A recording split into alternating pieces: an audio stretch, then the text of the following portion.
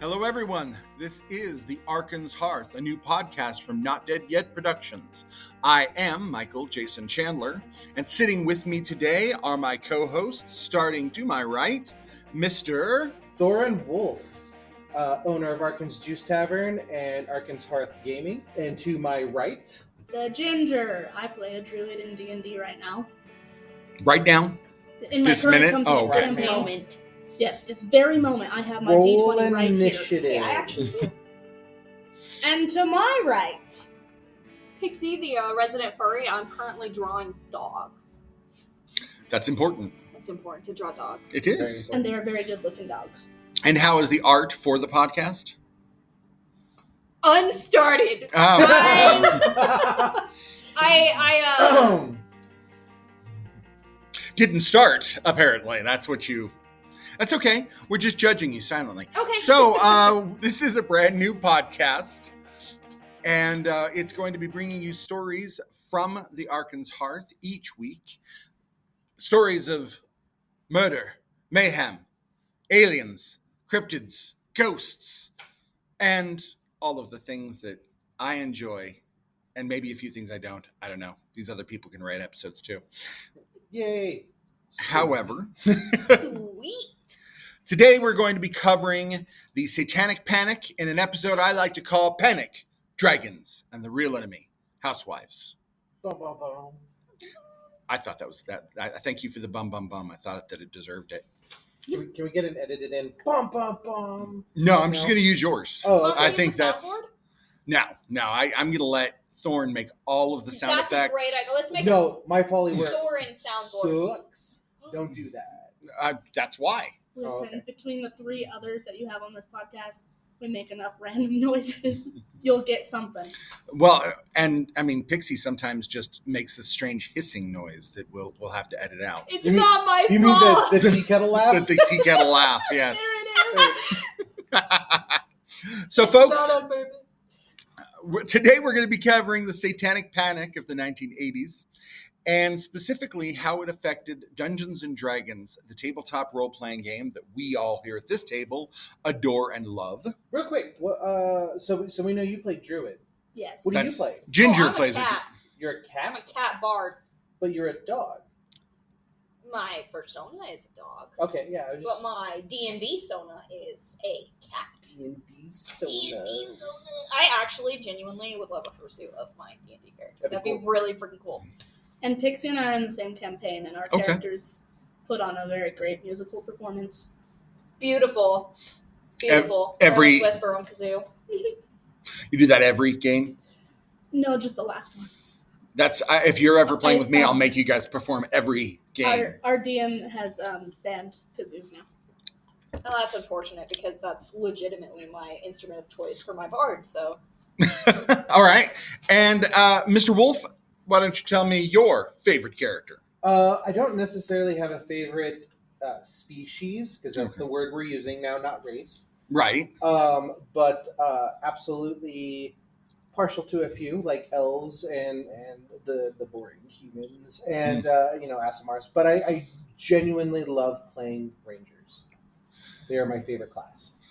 And I have played every class. I don't think I have a favorite class. I started as a wizard when I was 12. I'm getting into rogues though. Absolutely. I actually rogues in 5e, the newest edition. Oh yeah, absolutely. Well, 5.5, not 5 original. Regardless. Yes, it's a thing. No, so Okay. as you can hear, we're all geeks and we all love Dungeons and Dragons, which is why we decided this will be our first episode, because we feel that we personally have a natural and powerful connection to Dungeons and Dragons because Nerds.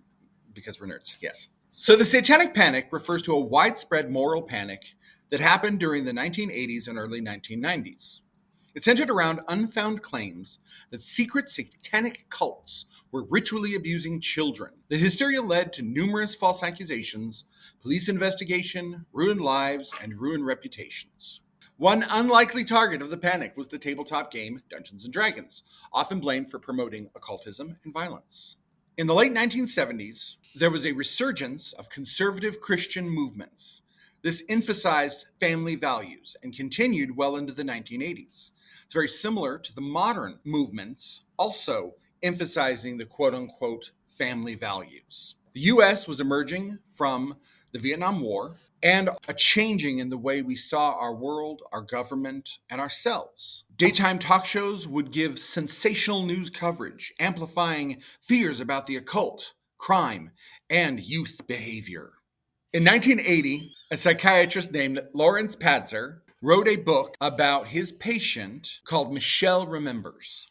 This book claimed to reveal uncovered memories of ritual abuse by Satanists. The recovered memory movement became a common trope during the 1980s, where early use of the process led to false recovered memories, leading to many of these reports of satanic abuse. Despite lacking any corroboration, the book became a bestseller, and Padzer appeared in major talk shows as a quote-unquote expert on satanic and ritual abuse.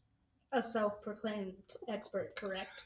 I don't know if it was he had a best-selling book. It was about Satanism. Mm-hmm. So people who wanted to talk about it got him on their show. So did he go to school for that? No.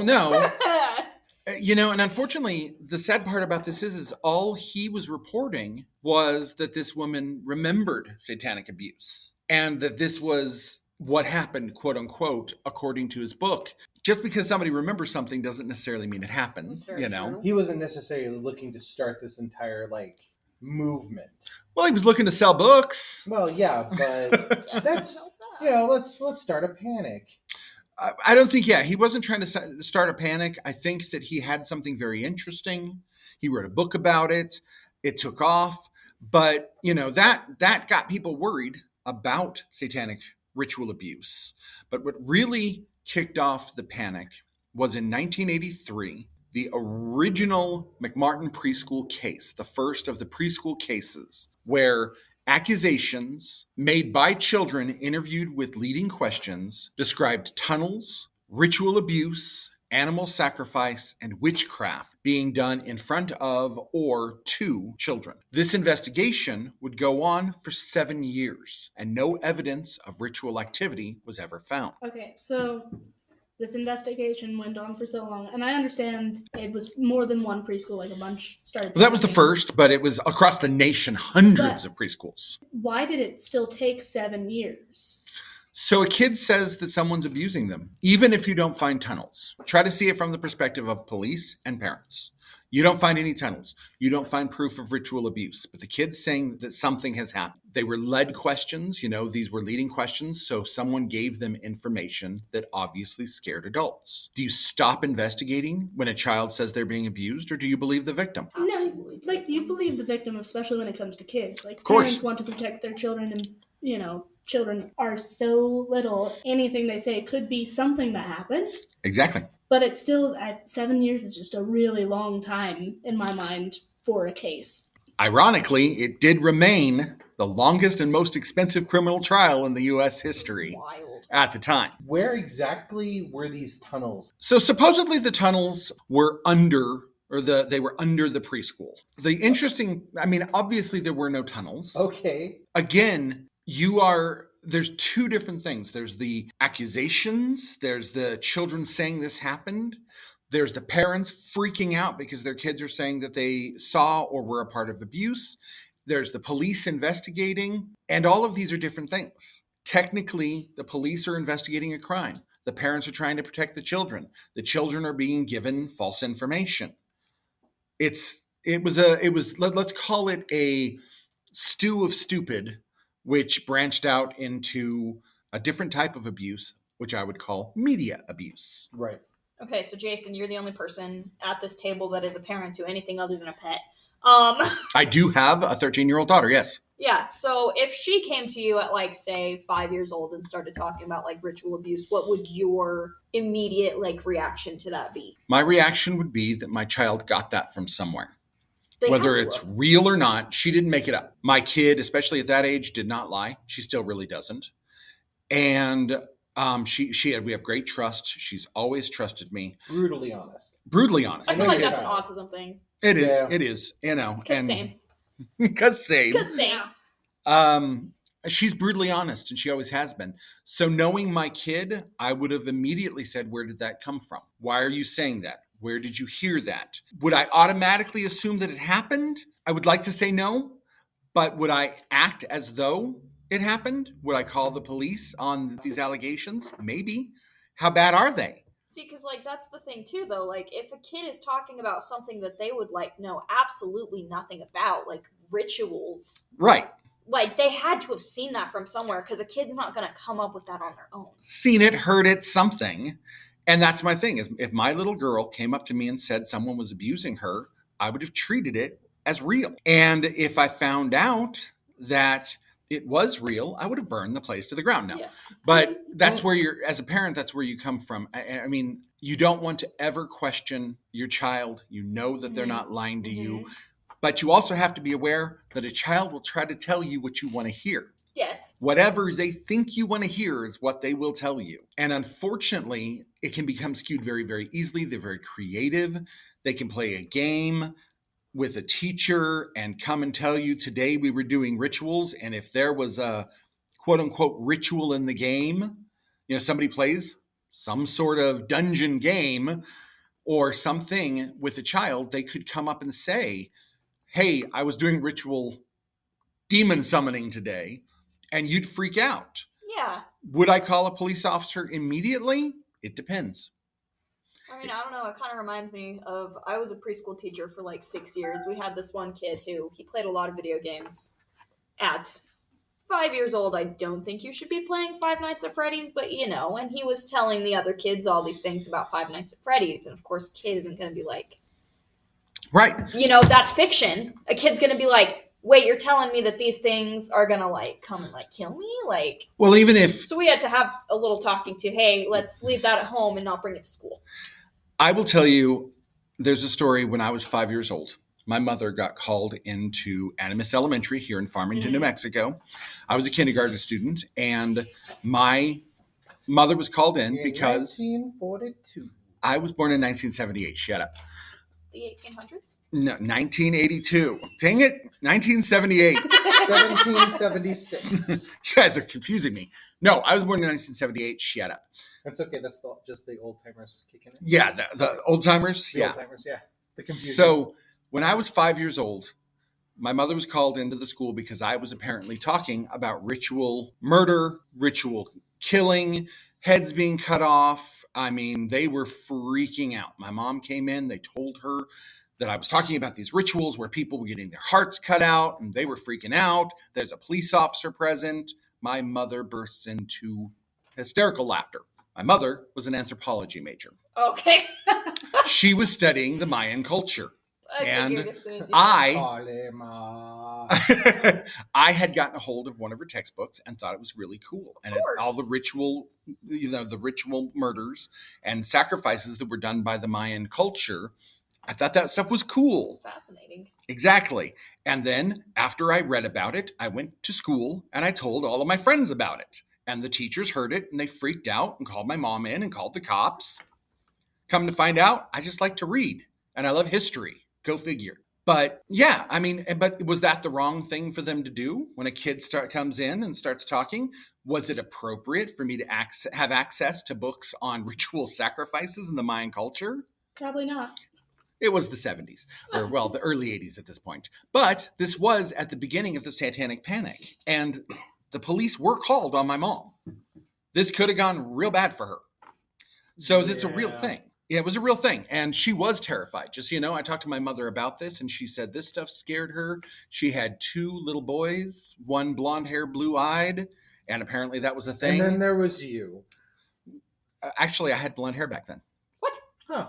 Blonde hair and dark brown eyes. Wild. Hey, when you get older, shouldn't it start turning gray instead of darker? That's, see... So when I was a child, it's actually really common that blondes will turn to something else as they get a little older. And now I use this thing called hair dye because I don't like having gray hair. I also use this thing called hair dye, but I think I'm going to go for neon yellow next. I'm a natural Neon. blue. Okay. I'm a natural purple. I'm a ginger. There's not even purple right now. Yes, we know you are. I'm copying the ginger, you guys. Right now you are. Yeah, for a minute. So hundreds of similar daycare cases and preschool investigations would follow this first one, but none of them ever confirmed any type of ritual abuse. No evidence was ever found. Self-proclaimed experts like Pastor, self-proclaimed experts like Pastor and others would conduct workshops teaching officers to identify satanic symbols and occult crimes.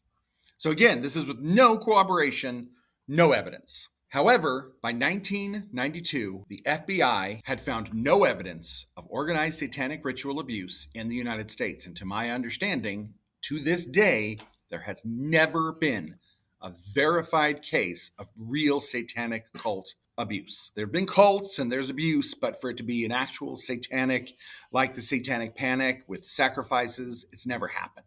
Well, and you're saying that they were teaching them to identify cult symbols. Like anything could be a cult symbol. Well, and they were getting this from the memories of some psychologists, pulling a memory out of a patient with no corroboration, no verification. Though there would be no evidence as of 1992, and the Satanic Panic would begin to fade from the memories and the fears of American people. During the 80s, programs like Geraldo Rivera and 2020 would air sensational reports linking music, television, and games to Satanism.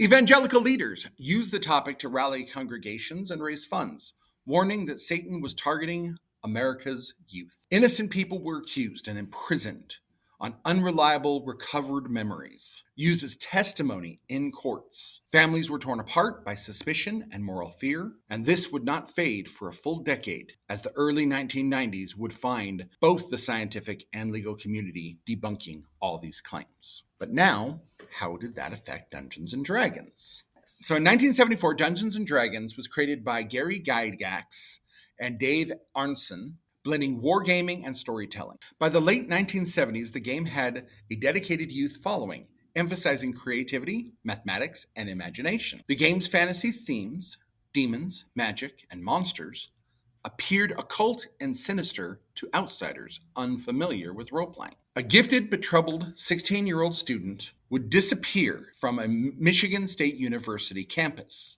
A private investigator would speculate that the child had become lost in the campus while playing Dungeons & Dragons. The media sensationalized this case as the Dungeons & Dragons death, even though he was later found alive and only died later of a suicide. But this was unrelated to gaming. The incident was wrongly linked to D&D and psychological danger. Was he implying that this person was walking around playing D&D and got lost because he was traveling and playing D&D at the same time?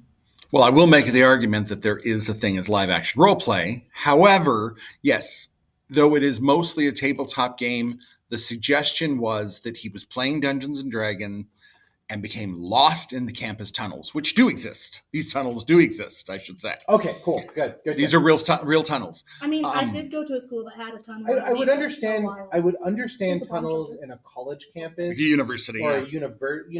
Like absolutely, but not a preschool. Well, not a grade school.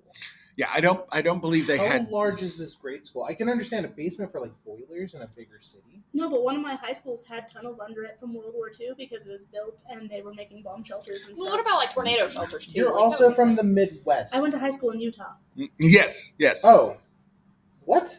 Utah is Okay. still. I mean, Utah still could be concerned with World War II. The whole nation was, and there are a lot of shelters and nuclear shelters were built during the Cold War after World War II. So Believe it or not, folks, Farmington, New Mexico is more of a plateau/mountain town. So like we don't really have things like that. no, we don't. We live in a giant bowl.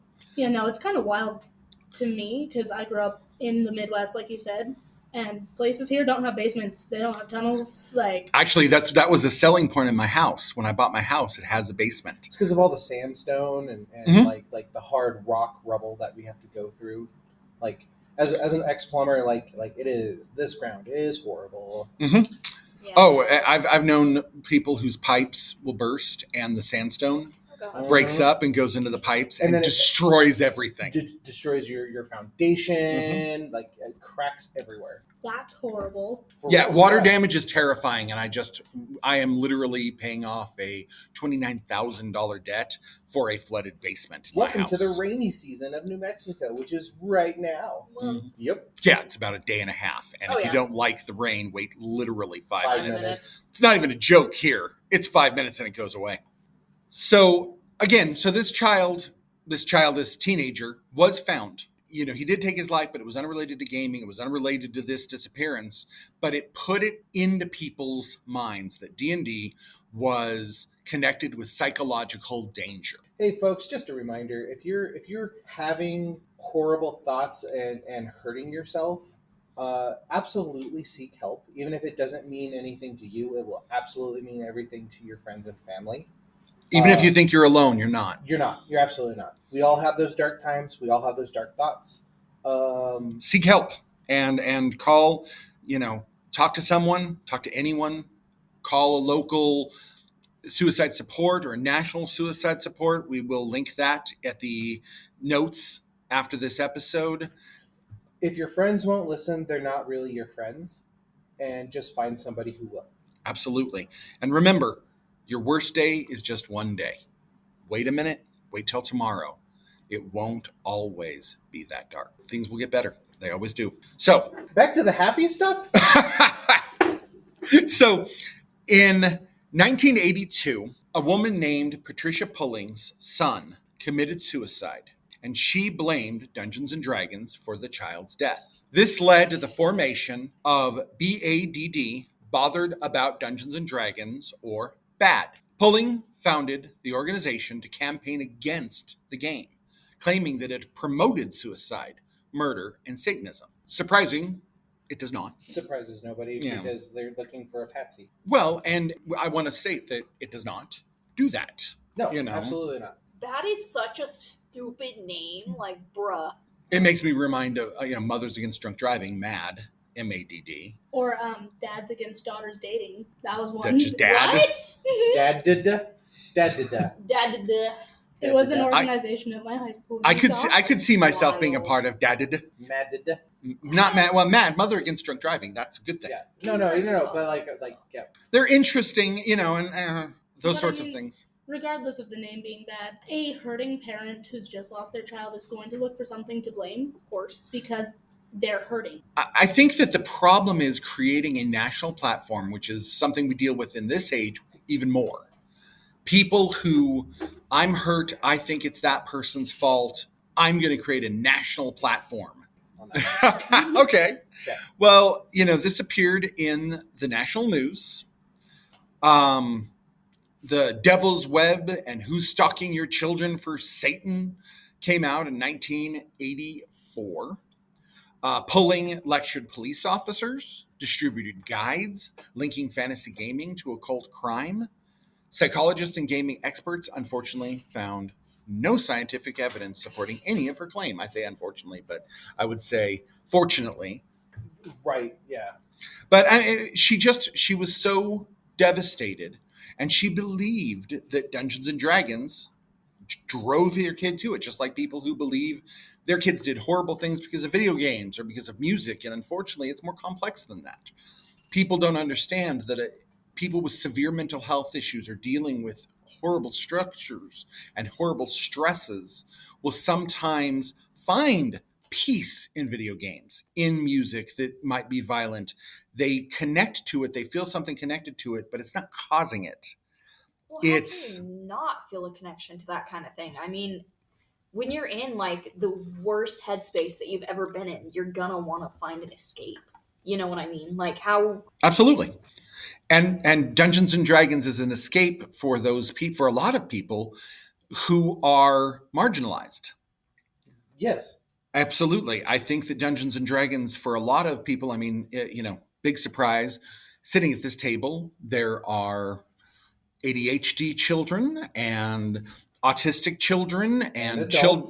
Well, we're all children in my brain. Oh, okay. Well, all of you. I'm an adult. Well. Psychologists found no scientific evidence supporting the claims against Dungeons and Dragons. However, in 1982, CBS created a movie starring a young Thomas Hanks depicting D&D as a psychological danger. Has anybody here seen that movie? I have. I have not. I have to watch this movie just to You know- see. I used to have a copy, and I don't know where it is. Was it VHS? No, it was a DVD, Okay. I'm not just wondering. Blu-ray. It was pre-Blu-ray when I bought it, but I saw it. I was like, a D&D movie with Tom Hanks, and I bought it, and it was real bad. Was it garbage? Oh, it was real bad. Hot garb. Yeah, no, it was about Tom Hanks literally going crazy. His character goes crazy playing Dungeons and Dragons. Oh, like Bobby. It's not Dungeons and Dragons, it's Mazes and Monsters. Mazes and Monsters. That's the name of the movie. Okay, let's stop making fun of Tom Hanks. Let's just make fun of the. We're making like- fun of the movie, yeah, not okay, Tom good. Hanks. Like Tom Hanks, great actor. And hey, work was probably hard to come by when you're young and you're just starting out. Absolutely. No, I don't blame Tom Hanks. I don't know. He did a lot of good. Like, was this his first role? I think so. It was 1982. He was young. Crazy. I don't know. He did big in the 80s. He also No, did, it's pre-big. it's pre. I'd have to look it up, but I'll bet you anything it's one of his Oh first God, I'm roles. looking at the cover art of this. Jesus, he is so young. That's a baby Tom. He is Oh, yes. so young. Tommy baby. It would be really funny if this is how he got his start. Tommy's just a baby boy. Well, again, he was very young, and actually, I'm looking at his bio right now, and it was not his first role. What was this? He was actually on the Love Boat Oh God. in 1980 and did a movie called He Knows You're Alone. He knows you're alone. He Knows You're Alone. That sounds Yes. creepy. Was it a creepy movie? Who said it was a creepy movie? I don't know. Oh, okay. But he actually was doing Bosom Buddies, the television Mhm. show, I remember that. at the same Kinda. time. Bosom Buddies went to 1982, and then in 1982, he did Mazes and Monsters. And then he was on Taxi and Happy Days. Was he? Mm-hmm. Apparently. Huh. That's definitely what the bio says. That's crazy. I don't know. And there's your little blurb about Tom Hanks, guys. Well, no, I'm just saying it wasn't his first thing, but it was early in his career. Yeah. Early It was in his his second career. movie. It was a TV movie, so I didn't. So it was his second TV. So it wasn't even his real first movie. No, his Okay. first movie was that He Knows thing. Oh, okay. He knows Yeah, whatever, or whatever. whatever it said. You're not alone or Well, something. now I'm gonna watch it and just, Heck you yeah. know, out of curiosity. Anywho, Anyways, in Good job, 1980, good job, Tank. Tom Hanks. good job, Tank. No, Tank. His new nickname is Tank. Tank Good job. back. Good job, Tank. Good job. In 1985, 60 Minutes featured Pulling and others accusing D&D of leading to suicide. No counter experts were featured, and again, no evidence or corroborating evidence was ever presented. So this is 60 Minutes, people. People swore by 60 Minutes. I can almost guarantee this is why it was banned in my grandparents' house. They've watched 60 Minutes like every day of their lives. Everybody's banned. grandparents have watched 60 Minutes every day of their lives and forced their grandchildren to watch it Uh-huh. I hate it. too. Yep. No, I It was do. it was the news. It was the local news. It was 2020, 60 Minutes, and Wheel of Fortune. I love Wheel of Fortune.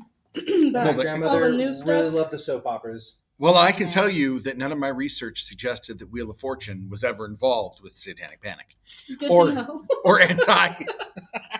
No, but I mean, 60 Minutes and 2020 presented against the Satanic Panic, and 60 Minutes specifically allowed Pulling with her platform, to directly accuse D&D of leading to self-harm. So national stigma, schools and libraries banned the game. Some churches held book burnings because we always know that we're doing the right thing when we're burning books. Not No. good. Well, it depends. Like Oh, come on. Like, you when can cut this out if you want, but I probably won't. I want people to judge you.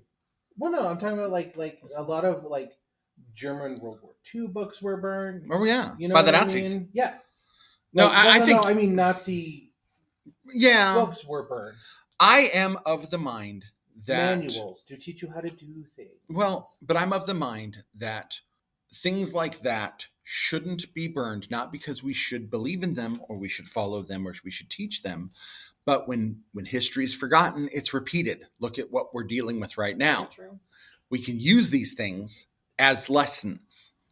I can honestly say that I've had a personal experience with this, as my aunt and uncle decided that they hated a book called Bless Me Ultima a few years ago, which is a book about Hispanic culture, and it's a story about Hispanic people, but it mentions Santeria. And they believed that it was a book of witchcraft and took all of the copies out of their local library, the bookstore, and the school library, and destroyed them and buried them in a landfill. There was a lot of criticism, and they even gained some national attention when The Daily Show insulted them online for being the yokels that they are. I just thought it was cool to have The Daily Show tell jokes about my aunt and uncle. And then when I got to Christmas, I looked at my aunt and said, "Hey, Aunt, burn any good books lately?" And I got hit by my mother for ruining Christmas. But did anybody laugh? My brother. Worth it. No, but I'm just a big believer that knowledge should be kept in perspective, but it should always be kept. Even, books that we consider horrible, and they are out there, folks, can be used to teach others what not to do. And should be. When we forget history, we are bound to repeat it. Look at what's going on today. So, to deflect criticism, Dungeons & Dragons publishers removed explicit references to demons and devils in some of their later editions. They renamed them the Tener Re and the Baitazu.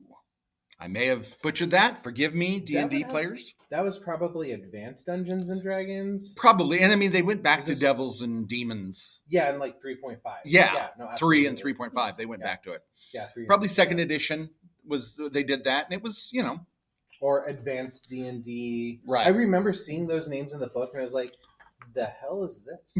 Yeah.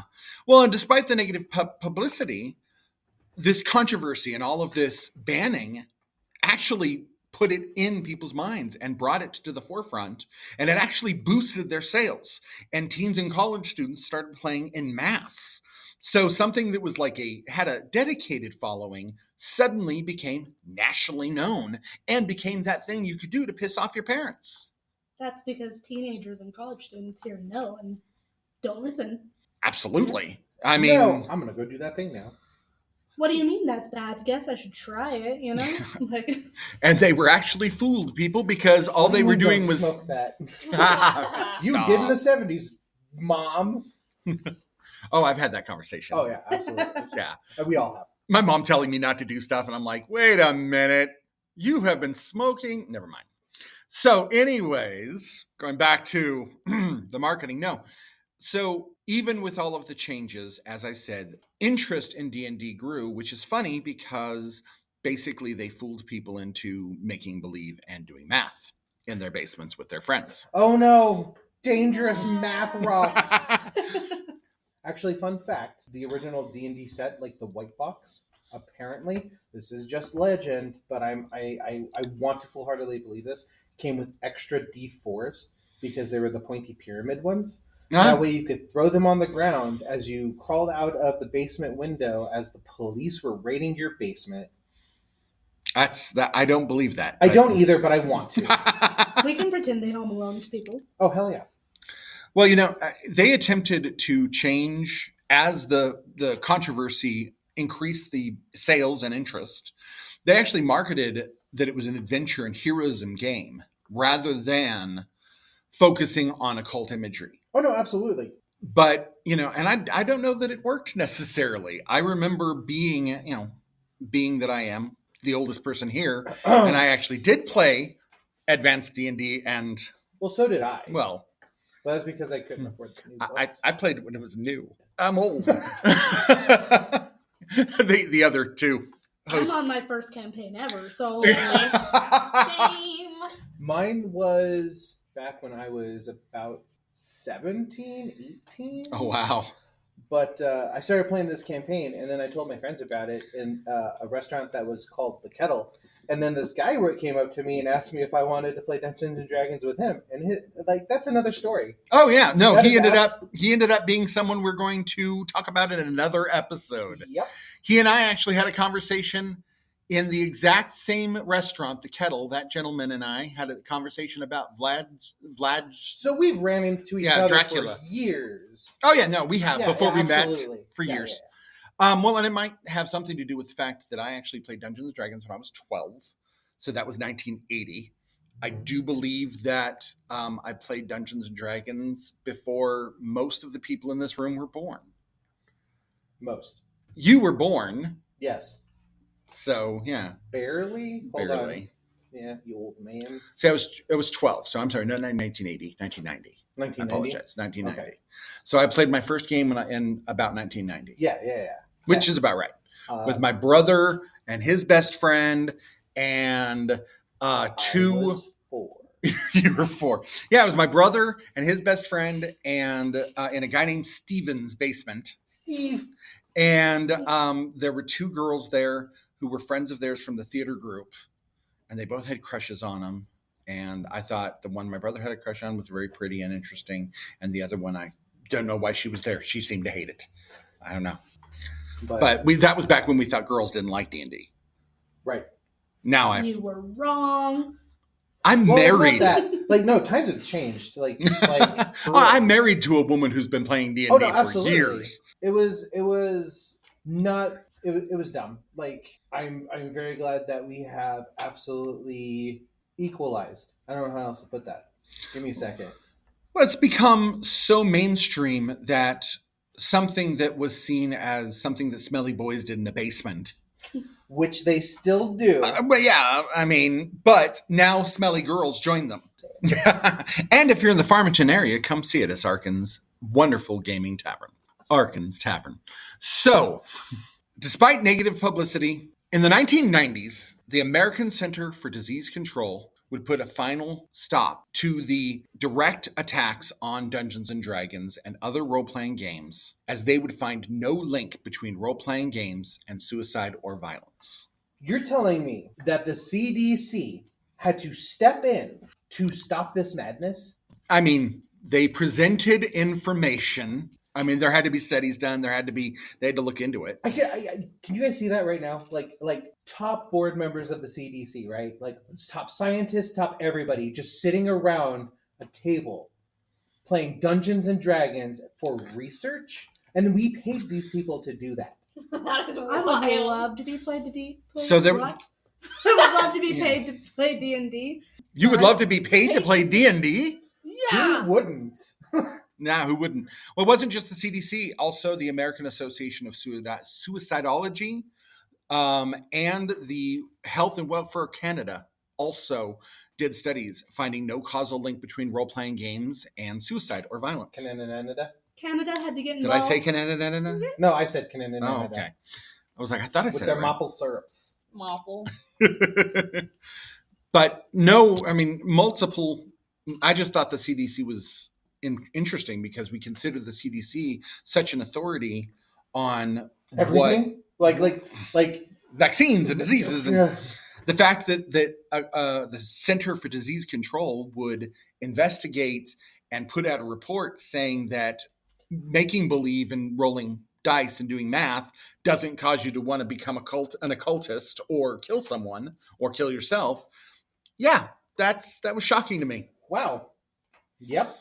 That's a thing. That's a thing. Moving on, I guess. So as the Satanic Panic faded, D&D entered the mainstream. It became a pop culture sensation with novels, cartoons, conventions, eventually leading to movies and television shows. TSR would later be acquired in 1997 by Wizards of the Coast, and this game would become a safe, creative hobby for all. By the 2000s, D&D was widely accepted and became the basis for almost all tabletop role-playing games. I mean, everybody who's played a tabletop role-playing game has heard of it, and a lot of things were literally born or built out of Dungeons and Dragons. So speaking of like late 1990s, do you guys know that there was already a D&D movie in the late 1990s? I've heard of it, but I've only seen the more recent one. Yeah, the one we all saw in theaters, right? So there was. I will never forget the bad guy with the blue lips. I'm sorry, it was horrible. It was a horrible movie, and I loved it. Yeah. And I loved it. It's great. Well, it was the Dungeons and Dragons. I mean, it was still not really totally mainstream. It was definitely getting there. And it didn't help that the movie was kind of horrible. But it was better than Mazes and Monsters. Yeah, absolutely. So the Satanic Panic demonstrated... Pixie, look at this picture. Not to Oh, interrupt, Lord. but in case Dixie says something to interrupt by looking at the picture. Okay. We just looked up the Blue Lips guy. Yeah, Okay. no, like you can't not. Yeah, that's He was the bad guy. He's a lich. a wild. And Yeah. apparently a lich in that world wasn't like a zombie-like creature. It was a dude with blue lips. Well, Anyway, You know. sorry for the interruption. It's okay.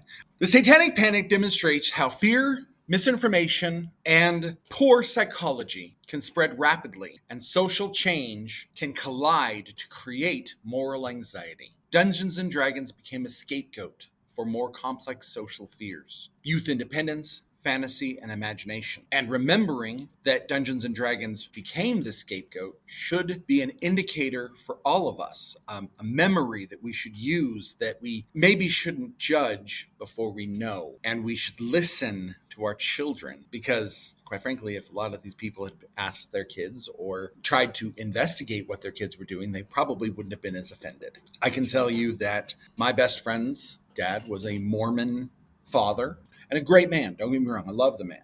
But he had issues when I started getting his sons into Dungeons and Dragons, and he considered putting a stop to it. well, yeah, because it's Satanic Panic. And this was the 90s, but Yeah. we're in Farmington, and Farmington has forgotten to pay attention to what's going on sometimes Well, with the rest of the world. We're a little bit Yeah. slow sometimes, but he was concerned that his sons were doing Dungeons and Dragons, and he told me one day that he listened to the door and realized that his sons were playing make-believe and rolling dice and doing math. And he thought, that's horrible math. right. He wasn't concerned with it. And he actually appreciated that this was something that was allowing his children to maybe stay children a little longer, to play make-believe. I have never played a game. Now, there's some people who do, but I have never played a game where you weren't the hero trying to kill a bad guy or stop a bad guy or stop a bad thing from happening with, superpower. I've definitely played villain games where everybody wanted to play the bad guy, And see, that's it. That's but I not- didn't enjoy it. If that's your shtick. Oh, you didn't enjoy it. No, I Yeah, didn't. nobody really does. Like, it's honestly like it is an escape of reality Right. to get over your anxiety and hang out with your friends and eat a salty snack or a sweet snack and chug that Mountain Dew Code Red. Oh. Yeah. Yeah. We all Everybody like remember Code the original Mountain Dew Code? Yeah. Bring that back, Mountain Dew. Anyway, so Can't you still get it? no, it's not the same. They changed it. It's not the same. Oh. Yeah, they changed it because people were bitching about the red whatever. Red Dye 40. Yeah, red dye 40. It'll never come back. It's illegal now. Oh, What? wow. But I don't want a good sperm count. Jesus. I'll cut that out. So, or not. So, anyways, so no creditable evidence ever supported claims that this game promoted occultism or violence in any way. By the 1990s, both law enforcement and mental health professionals recognized that the panic was moral and not factual, but the crisis had been real. Today, D&D stands as a symbol of creativity and community. Today, D&D stands as a symbol of creativity and community, and a reminder of how easily misunderstandings can turn into mass hysteria. Well, thank you so much for listening, everyone. This was our first episode. I hope you very much enjoyed it. And if you did, please like and subscribe. Tell your friends. Tell everyone. If you didn't like it, this is a time for quiet, for reflection, and to reconsider. However, And still share us with your friends. and still to share us, yeah. And and- everybody's got that one friend like that's going to like love. Yeah, this. tell the weird friend. Absolutely. Absolutely. Please give us comments. We would love to hear them. If you have any ideas for Like, other episodes, subscribe, do the things. Do all the things. do all the things. And if you have ideas for other episodes, let us know. We definitely are in the beginning of this and looking forward to doing a lot more. Thank you very much, and we'll hear from you next time. Okay, bye. Okay, love you. Bye. Bye-bye.